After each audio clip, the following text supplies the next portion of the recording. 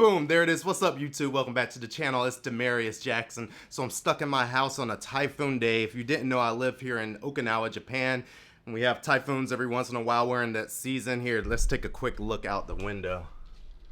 It's actually not too bad right now. Last night was the worst of it.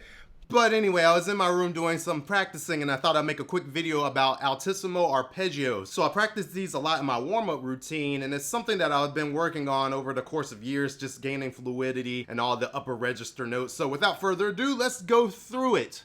So for this video, I think I'll start off with F sharp and then just go on up to high D and go over the fingerings that I use and some of the things I think about when I do these arpeggio altissimo exercises. That's kind of hard to say.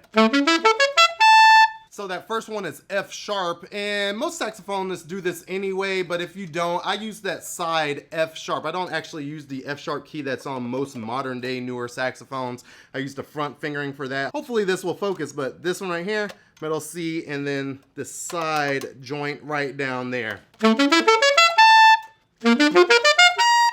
And so for G, that's a hard one that I have playing in tune. So the fingering I use for that one is this fork F, of course the octave key in the back, bottom side key right here, the side key, and then my first finger on my right hand. I can alternate between 1 and 3 and 1 and 3 as well, but for me that's a little bit flat, so it just kind of depends on the context. But for the arpeggios, I use that fingering.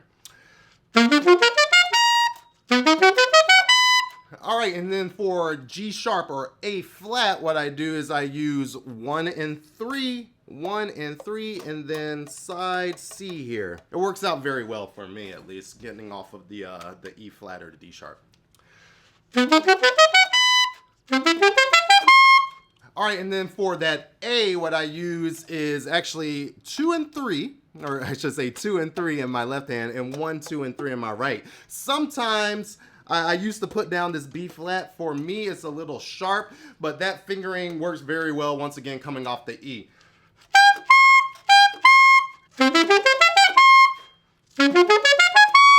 Alright, and then for that B flat, what I use is the same fingering for that high A, which, like I said, was 2 and 3, 1, 2, and 3, and then I add the D down here. And then coming to it, I go off of the front F to that high B flat fingering like I just said. Alright, so for that B, this is a little bit tricky for me because I have two different fingerings that I use for B. For the actual arpeggio, the finger I use is 1, 2, and 3, and 1, 2, and 3, and of course the octave key in the back. I actually figured out that fingering for Altissimo B off a Ben Van Gelder video. Check this out right here.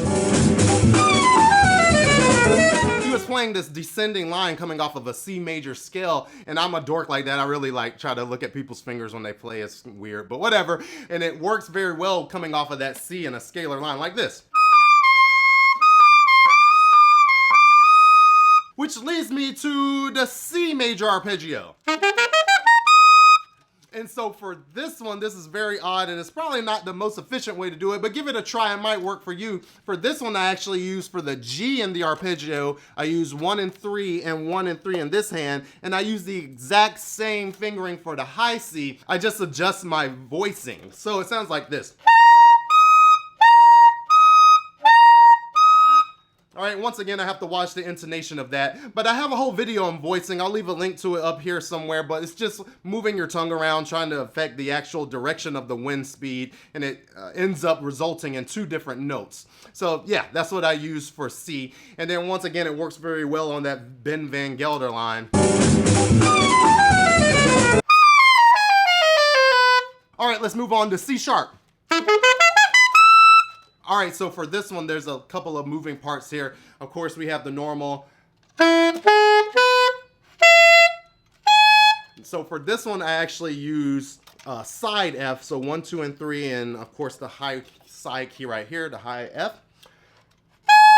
And then there's a lot of moving parts. So from there, I go to that G sharp that I described before, which was 1 and 3 and 1 and 3 and side C. So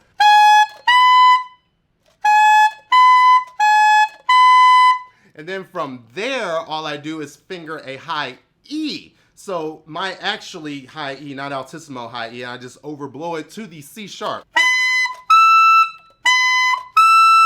And And finally, let's do high D. Yeah, and that's the most pitchy of them all, as Randy Jackson would say. It was pitchy in spots, and I don't know, I didn't feel it. Anyway, for the high D fingering, all I use is this front F in the octave key. And then the other fingerings that I use is the side F sharp that I mentioned before, and of course the Altissimo A. But that's just something that I've been working on, and I'm still working on it to this day. I've also been trying to incorporate slurring my scales and slurring those arpeggios to try to get a better grasp on getting intonation sooner than later, if that makes sense.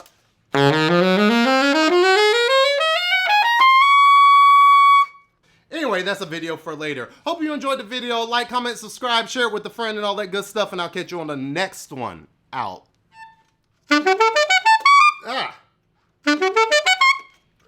Ah.